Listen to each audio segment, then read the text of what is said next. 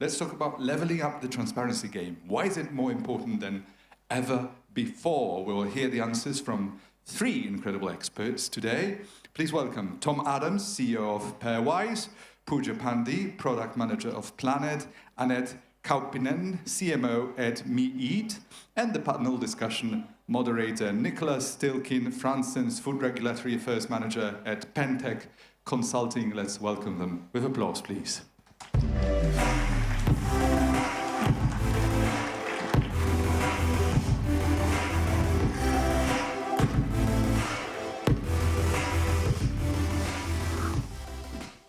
And we should also have the moderator. That's me. Yeah, wonderful. Enjoy. Good morning, everyone. Thank you to have you here. Can you hear me well? Because I cannot really hear. Now I can hear myself. Perfect. So we have a very diverse panel. So I would like to present you to Pooja Pandey, who works at Planet Labs, which is a company that collects satellite data. And they use this to transform the way that the data is being used, as well as the related services for governments and all types of institutions. Then we have Annette Kauppinen, who is the CMO at Meeat, which is the leading company in Finland for for plant-based meat alternatives. And in our last seat, we have Tom Adams, which is the CEO at Pairwise, which is user CRISPR technology to produce new crops to provide us more healthy, nutritious, and sustainable alternatives that are available.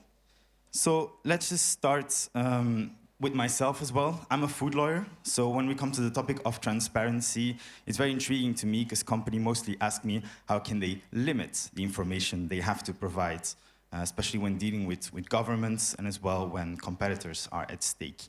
So I'm very intrigued to hear about my panelists from different backgrounds, how they feel about transparency, and if they can provide me examples from their day-to-day business, just to have a different perspective. So let's start with Pooja. If you can please tell us a bit what does transparency mean to you and how do you see it in your business? Yeah, I think you can hear me.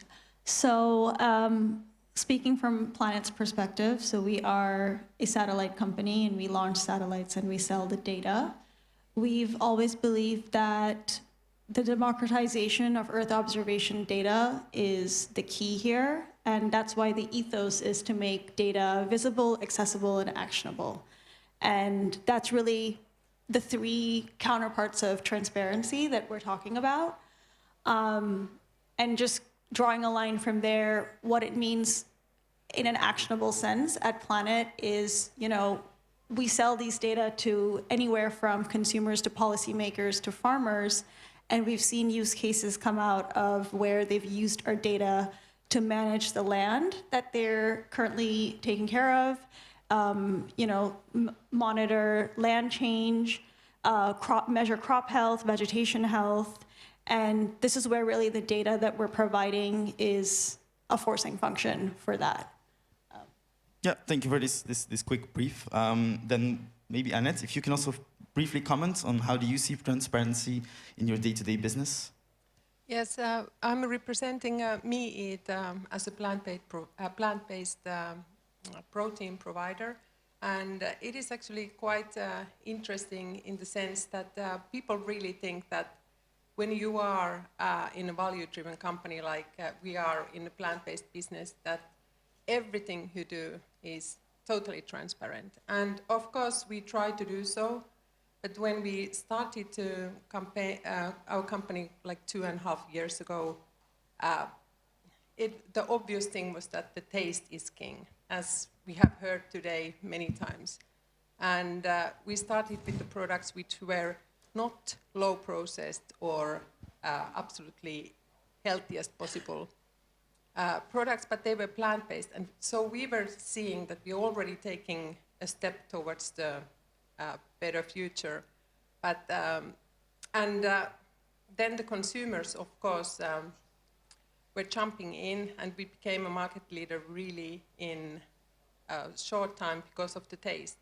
But then the next phase was that people started to ask even more transparency, and then we started to talk about the processing and how low processed, high processed we are and so on. But Okay, thank you, Annette. And let's probably dig into that a little bit deeper in our discussion. So lastly, Tom, if you can also please comment on how transparency is related to the use of CRISPR technology and your developments. Sure. Yeah, I think transparency is a pretty interesting word because you can believe you're really transparent, I think, as you were saying, and people listening don't necessarily hear everything because there's different levels at which to communicate. And I think one of the things we try to do is communicate throughout those types of levels. So, for instance, I'll talk more about a product that we've just launched that's using CRISPR technology. It's first CRISPR produce launched in the United States. And we published a paper telling all the details of how we made that product months ahead of launching the product. So for people who want to really science geek out, they can read the paper and they can understand at a very deep level what we've done. And then we have, multiple levels that we share the way that the product was produced and how it's grown and all the other aspects of the product on websites and other types of places. But I think the trick of transparency is you can only be transparent before you're asked. After you're asked, you're just responding. And I think it's really important to be from the very beginning. I think we've learned that in genetic technologies, that sharing more often and clearly is really important. Mm-hmm. Thank you, Tom.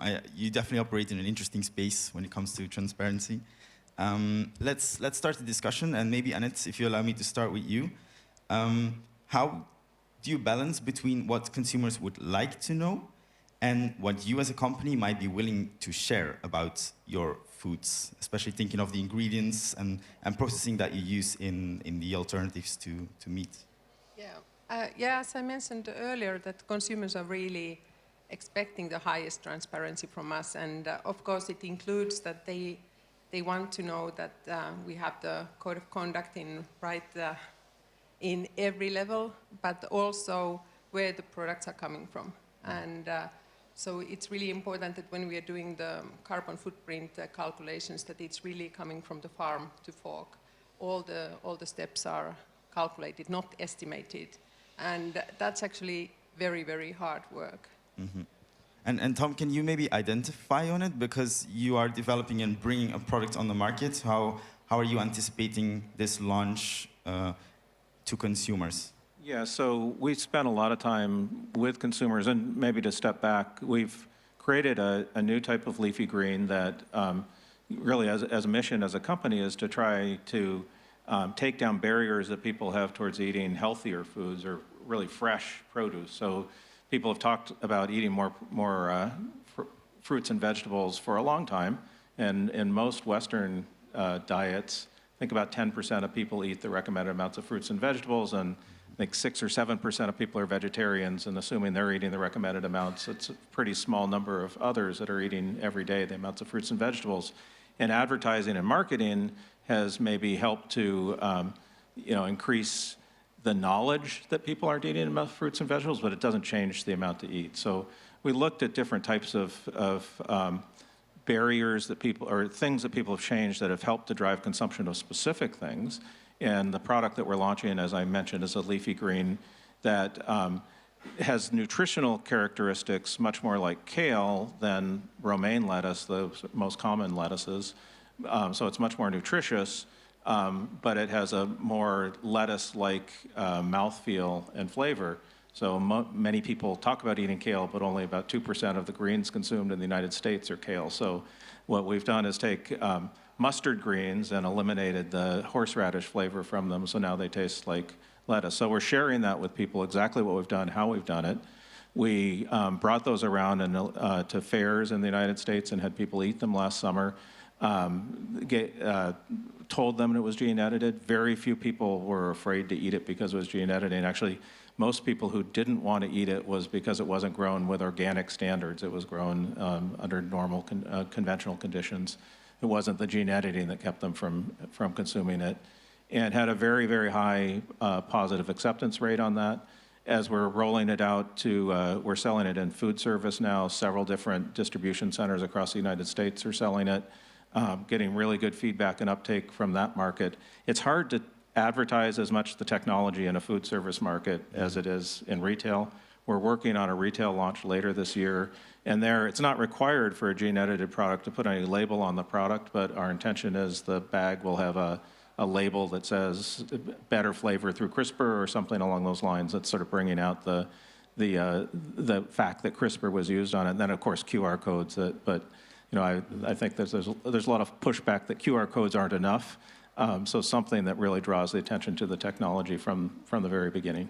Yeah, yeah. So the provision of correct information, and let me elaborate on that a little bit, and let's also break out of necessarily the business where you are working. But how do you believe that transparency influences consumers' trust? And not just from your point of view, well, from your business, but just in general, if you look at all the technologies that are happening, so also cell-cultured meats, precision fermentation, which is being used. How do you think that brands should work on this? And you just mentioned it, labeling, for instance. Yeah, I think it's really important to recognize that the consumer wants to know that that information is not being held back. I know I don't want all the information all the time. I can't consume all of the information that's available, and I'm a scientist, so maybe I could understand all of it, but I don't have the time to do that. So I don't know that consumers really want to read the paper that we wrote on how we made this CRISPR green, but they want to know that it's available. And I think that's really, you know, if you go through the GMO history, there was a lot of, you know, I could go on about having been in that industry, why labels were not included on things in the United States early on. It wasn't really the genetic companies that were holding the labels back. It was more about the retailer and the manufacturer who didn't want to have to make special labels and have to differentiate all of that. But the fact that there was an unwillingness to label, even if scientifically it made complete sense, made people feel like there was something to hide. So I think you have to take the other approach and just be very open. And yes, technology was used, and we're open about that. And we're trying to solve a problem, which I think at the end of the day is the most important thing, is that the technology is actually providing more value than it is risk. Annette, yeah, go ahead. Yeah, I wanted to add here also about the plant-based industry, that when people are now quite heavily criticizing the high-processed foods and why the ingredient lists are so long, when you mentioned that it's maybe easier to communicate towards consumers than in the food service sector, I find it really hard to communicate that towards to consumers, because it feels a little bit stupid to write on the pack that low processed, or it's not these claims that you normally use. And the entire plant-based industry is really having a heavy transformation now, because people are really expecting to have a low processed and short ingredient list, and they want to have a healthy food. They don't want to have any more just mimicking meat type of product. So that's something that I battle how to communicate it as well. But and maybe, and in your specific case, the space you have on a label is very limited, I imagine. So how do you do it in your business? How do you think, what am I going to put on the label and make sure that it is accurate? Yeah, we're going to launch next new product out of fermented fava beans, and it's going to have 3 ingredients. So I'm gonna really concentrate on that 3 ingredient: fava beans, water, and salt. And I think that everybody will understand that then it's a short ingredient list. But how to say that is fermentation low processed, or of course it's low processed, but how do you communicate that towards to consumer? You have to trust that they understand that fermentation is a good way of processing. And Pooja, maybe to involve you in the conversation here as well, if you go to a supermarket, what are you paying attention to? What would you like to know? Imagine you're buying a meat alternative. What is the information you would like to know? Thank you for involving me. To be honest, the first thing that I look at is the price.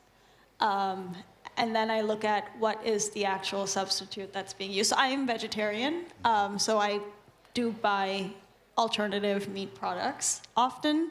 And yeah, there's so many options out there, and I don't know if I would stand in a supermarket and read the entire ingredient list. I don't think I would do that, but I would read really mainly what it's made of at first, and then, yeah, make my decision. All right, thank you. Well, and Pooja, now that we're with you, I'm gonna change topic a little bit, and I hope you can provide us some insight. So what is a hot topic at the moment is AI, big data, obviously all the tools that we have with AI. And you, as a technological company, how do you look at these advancements? And do you think that the transparency will increase, or will it be more limited?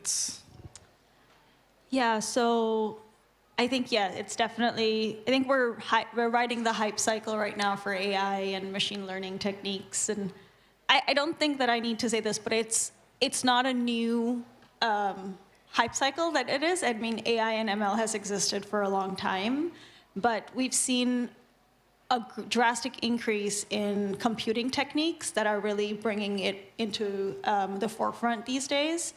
And obviously, Planet, like any other company, is looking to integrate as much as we can to get ahead of the curve machine learning techniques into our data.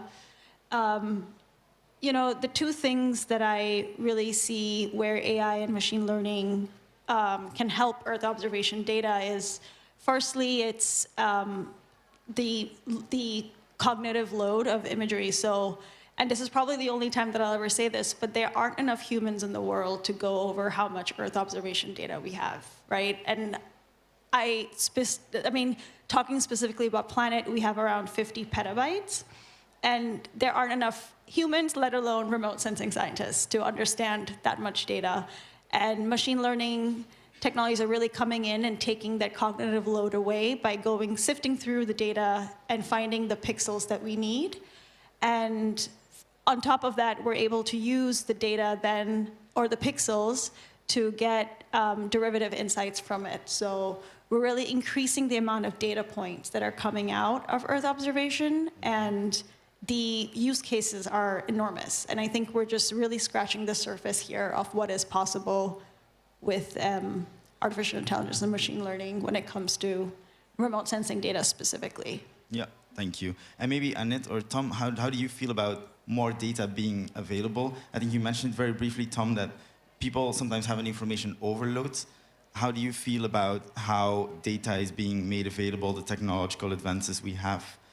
Any views? Yeah, there's a lot of challenges in data for biology because the quality of the data is often not that high either, as well as the quantity of data. So, I've been around a while. I got to live through the first genomics age when sequencing the genome was going to tell us everything, and then gene expression patterns were going to tell us everything. And so you go through all these different paths, and being able to get the quality of the data is probably your biggest challenge. I think there's been, it's been about 15 years old now that I think the big data for agriculture has been around, trying to, if we could measure everything in the field, we're going to be able to predict much better what's going on with yield. I think it's getting better, but there's still a long way to go with that. I think it'll be really interesting to see how this, it's not just AI, it's this artificial general intelligence, the AGI, that I think is really where the hype is now, and how that is able to, I know I find like the Bing chat kind of fun. I don't know what the next level of that's going to be, of whether it's going to really be able to solve sort of intelligent problems or thought problems out of that data, and be able to do any better job than the humans of focusing what data matters and what doesn't. I think the last panel they mentioned that tech was a lot easier than biology to invest in. I think that's the problem. We've got a lot of fuzzy data, statistical data that has a lot of personal impression that goes into it, and a lot of art still. So a lot of work to go. Yeah, thank you, Tom. And maybe Annette, do you want to comment on how do you cut through too much data? Yeah, that's the communication problem again, and I see that in the transparency, the communication is the most important, and I think Tom summarized it really well earlier, that it's a selection of what you talk, and do you respond, or are you transparent? And the data is really giving us a lot of new tools, but how to analyze it, it is really always in the end of the day in the company's hand, and what do you want to communicate for the consumer. So the consumer has a, like as we heard from the earlier question in the last panel, that the consumer has a lot to know in a store as well, and it's not easy to always make the right choices. So that's why I think that the work what we do is kind of a meaningful in a way that you try to use data for the best possible communication. Yeah, thank you. Not sure somebody want to still build on this topic of AI and others. Otherwise, we can go back maybe to brands. Pooja, do you have a feeling about trust and brands and how companies should educate people on the new products they bring out? So let's take the example of another company where you have meat alternatives. Yeah, I can talk a little bit more about from the like technological and algorithm perspective. Yep. I think we all work towards an open world. And what I mean by this is when I look at, and I'm going back to like remote sensing and Earth observation data, but when we look at the data cubes that are coming out or sensor fusion data or derivative products that are coming out, I think it's very, very important to be open about how we're doing it and, you know, and the algorithms that we're using to create those products. Because that's how we have built trust within the scientific community and just general user community and people who are using the downstream products from us. And I think there is a big push as well, just generally, to go towards a more open source software and open source data world. So, yeah, I think that's the way forward. I think it's very interesting what you mentioned about open and sharing. But at the same time, should also not companies be protected? And then I'm thinking, for example, IP, intellectual property. Do you believe it is providing sufficient protection, or should we indeed look more at the other side, and should there actually be more open communication, more sharing of information? Do you have any experience with it? I think, Tom, you probably have protection for the developments that you have, patents.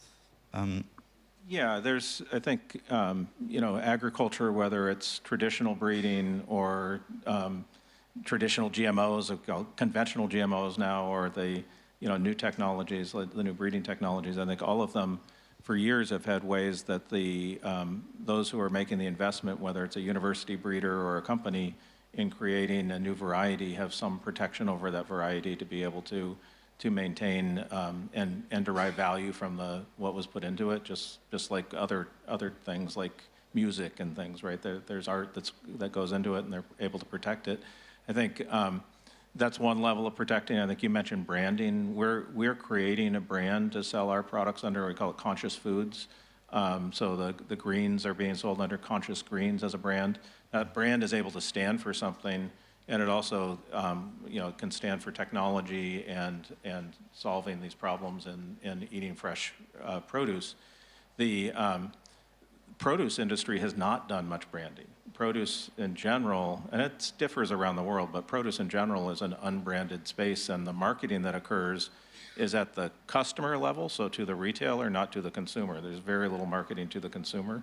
I think that's, you know, you're competing with everything in the center of the store, which has a lot of marketing to the consumer, and I think that's part of the challenge of getting people to consume more of, you know, what's good for them, is putting something behind it, and it means putting some investment in the brand itself, not just in the technology and creating the product. And you see opportunity there that indeed, if there was a gap in the past. Yeah, for sure. I think there's some of the examples of things that have made a difference in the last 10 years. For instance, these, I think they're pretty global, these easy peel seedless mandarins. Those have only been around for 10 years as a year-round product. They seem like they've been around forever, but there are, you know, a couple of brands there that really drove that, and drove what in the United States was a shrinking industry of citrus now is a growing industry again through halos and cuties, you know, brands that everybody knows.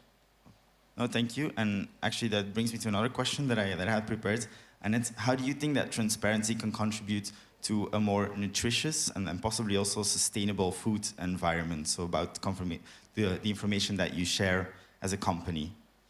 Yeah, it's extremely important. Before going that, I want to talk about the pricing. Go ahead. Yeah, because that's something that is it is a hot potato currently. People are talking that the plant-based industry would need to have the meat parity with price parity with the meat, and that's something that it's of course everybody's target. But at the same time, the pricing goes. That's something that which is not transparent. Of course, the consumer will never know how the price is built up. But something that we see as a plant-based producer is a little bit challenging, and I think that you others can also rely on that. When you sell for the retailer, and they are adding their margins on the top of the product, those are actually quite high because the plant-based is still seen as a low-volume product. But if you compare for the meat market, for example, the margins are really low. So of course the price in the consumer price is also much lower. So that's something that consumers are actually complaining that why they are not in the same level, but it's not in our hands in the end of the day. That because of course it's everybody's business, we cannot guide for the other people.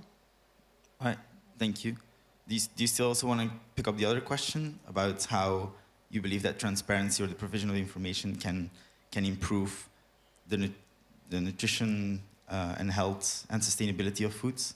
Yeah, yes, because it's important also when you are communicating about the health aspects that when you first of all, of course, you need to have a healthy product, but then the second is that how to build up the message. And when now, like, we all know that the proteins are important. And then the next message was that in the news that people are eating too much protein. So it's kind of like a little bit confusing that what are the most important messages for the consumer, what they are really looking after.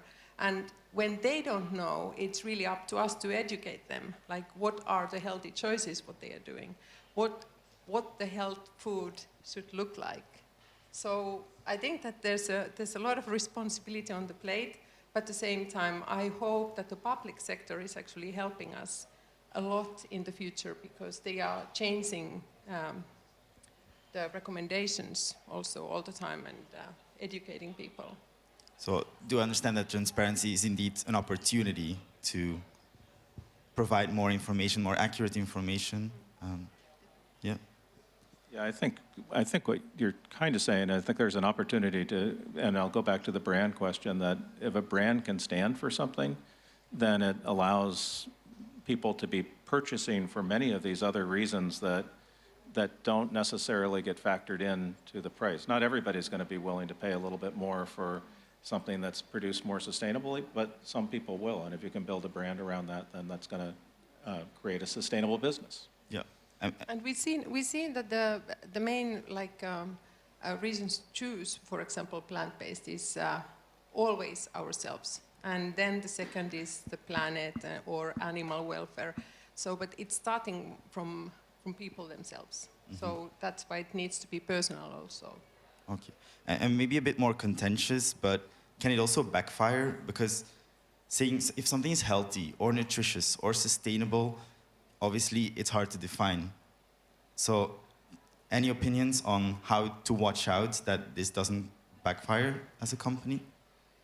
To check out, I always check the fiber levels, proteins, fat, and sugar. Those are the four that I'm the most conscious. I think one of the things that comes with transparency is accountability. So I think when you say something that you're doing, you need to really do that and not just use it as a so-called greenwashing approach. So I think that's really where the backfiring comes in, is when you claim that the product provides something just because that's the popular thing to say, but you don't really do it. Yeah, thank you. Pooja, any thoughts on this as a consumer? No, I think I agree with everything that's been said. I think this is some good points being made here. Okay, no, thank you. I see we have about 5 minutes, so I'm also going to check quickly with the audience if there's any specific questions to one of our panelists. Yes. We seem to have one. Let's make sure the microphone is on, please. Yeah, it's working. So thanks a lot for this panel, a really interesting topic. I'm working for a big retail company. And of course, we're also looking at consumers, how they, what information they want. And actually, we also discovered that, do customers really read all the ingredients in the store and read all the detailed information? So my question is, what do you think about third-party certificates, labels like Nutri-Score, A, B, C, D, E, guiding stars in US? Will that ease the communication between the producers and the consumers? I definitely like it, and I think that it's making the consumer's choice a lot of easier. And I just heard actually from Belgium that whereas Nutri-Score has been used for a little bit longer time, that the A, number A, so meaning that it's the very good for you product, is selling really well. And the second best is actually F. So people are either eating a good or bad. So it's interesting. But yes, I believe in certificates in some sense, like some of the certificates, because there are so many, it's really difficult to see which ones are popular and how they priced and all of the system. But I think that the basic ones, like these well-known ones, are really good ones. And we would love to have one that it's also telling about the processing level. Maybe if as a moderator, if I'm allowed to also give my opinion on it, I think sometimes the transparency might be an issue with the different labels, because they might be hard to understand. Obviously, from a first sight, it gives a clear indication if it's A, B, C, but actually the calculation or behind it is really confusing. So I think we need to watch out that consumers also do not get the impression in the long term that it's unclear or that they have the feeling they are being misled. Yeah, I think that's a really good point. That I think that these certificates can be, you almost need certificates to straighten out the certificate. So you get things like these, butterfly label of no GMOs, and you put it on things that never had any GMO opportunity at all, but it just becomes a marketing thing, or gluten-free water and things of this nature, right? It's just a nonsensical and confuses the whole space. Yeah, thanks for commenting. So let's check if there's any other questions from the audience about transparency. Do we have any other questions, ladies and gentlemen? One more. Just a quick question my name is Paul, I'm from Bloomberg NEF. Question to Tom about the economics of produce. Packaged foods probably make the highest margin because of all the marketing muscle. How does the produce economics work? Do supermarkets control that? Is the margin much less than packaged food? Presumably it may be. And how does your company's business model fit into that? So it varies by region and by country a lot on how that's going to work. In the United States, where there's a more broad number of retailers than Europe, or in some of the European countries anyway, then I think it's a little bit more open market. But yes, the retailer takes a pretty significant amount of the margin for doing the role that they play. This is what traditionally people have invested just in the seed and not also invested in the marketing as well. And just like the big seed companies just sell seeds to growers, and then there's packer shippers and they go. We're trying to be differentiated with genetics and differentiated with marketing. And the models that we run have pretty good margins, not quite in the CPG space, but we do think there's an opportunity to be a little bit more CPG-like. And if you look at the example I gave of Halos, the wonderful company's version of the seedless mandarin, they have a significant marketing budget on that, and they do pretty well. Thank you. We still have a question from the audience.